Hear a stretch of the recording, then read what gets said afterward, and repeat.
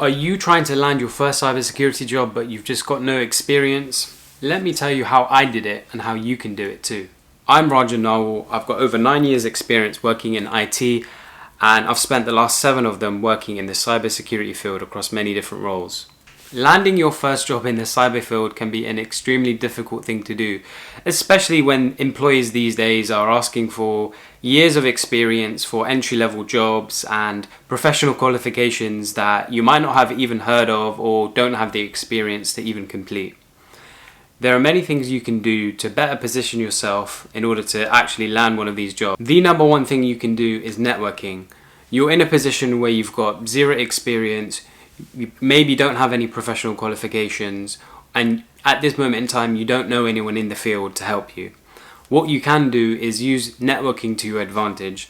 Networking on LinkedIn, reach out to people that already have the role that you want. If someone is working in cloud security, for example, you've got an interest in cloud, reach out to them, write them a message. Say you're an aspiring cloud security engineer that's looking for advice on how to land the job. You sending that message shows initiative. It shows that you are being proactive in trying to secure a job. And he might not actually help you in any way, but the more you do it, one of those connections might help you one day, and they might think of you for an entry-level position and they might invite you to an interview.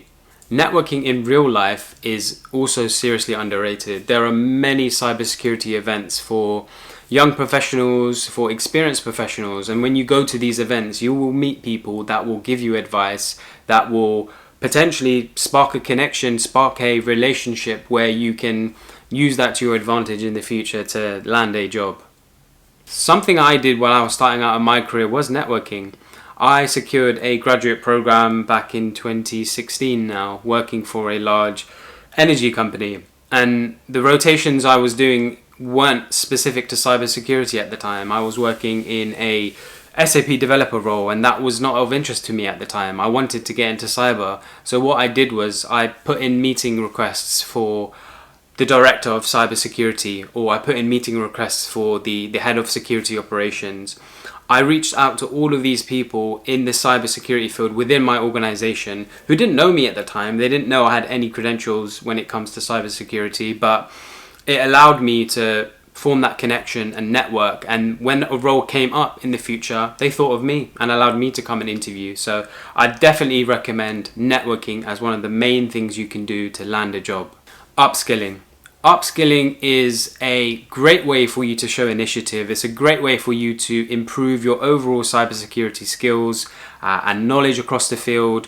Whether you're interested in security operations, penetration testing, risk and compliance, I would seriously recommend trying to attain one of the fundamental cybersecurity certifications. So for example, if you're working in cloud, look at Microsoft, look at AWS, look at their foundational certifications.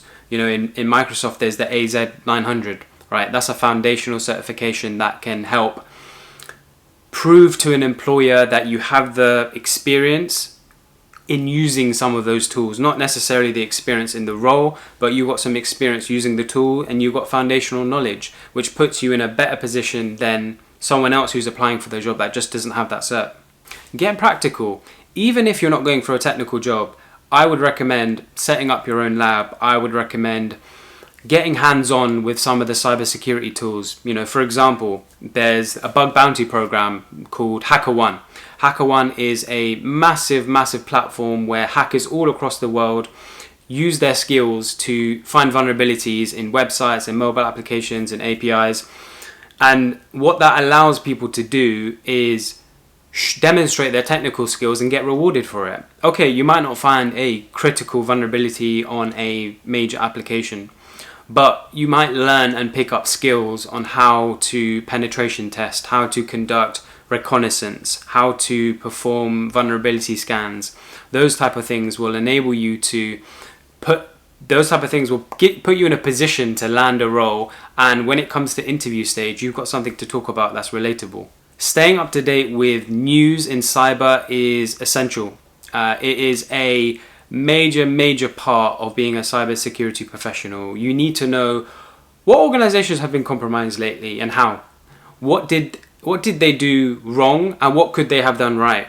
Look at these things, read major news articles, look at breaches from Uber, look at breaches from Okta, look at Microsoft, who have been breached recently because of poor multi-factor authentication implementations on some of their legacy servers. Look at these things and use these articles and examples as ways for you to, one, understand the field of cyber, but two, bring something to the table when you come to interviews and show that you are someone that is dedicated and that knows what they're talking about.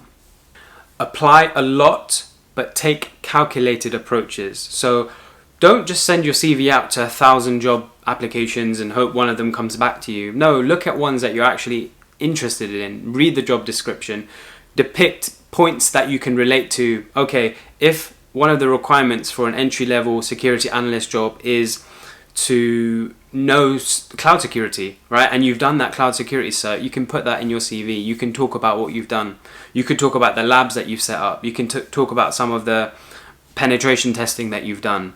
You might not have the experience on paper, but because you've taken these steps and you've demonstrated what you can do on paper, you can then tailor your CV, your application to all of these jobs, and it will definitely make a difference. Sometimes you might not get your dream job, and that's okay. It's not the end of the world. There are things you can do, there are roles that you can get that work as stepping stones for you to get your dream job. For example, networking. If you're going for a technical cybersecurity job, networking and end-user computing are very important to understanding cybersecurity, to performing investigations if you work in security operations. Become a network engineer, become a junior network engineer, and that will massively help you to transition over to security. I've worked with many people that started in the police and that are now expert fraud investigators in the cyber field, that are expert forensic investigators, digital forensic investigators. Sometimes you do need to land jobs that are going to better position you into cybersecurity. If you like this video, be sure to subscribe and watch my next video right here. Thank you and see you soon.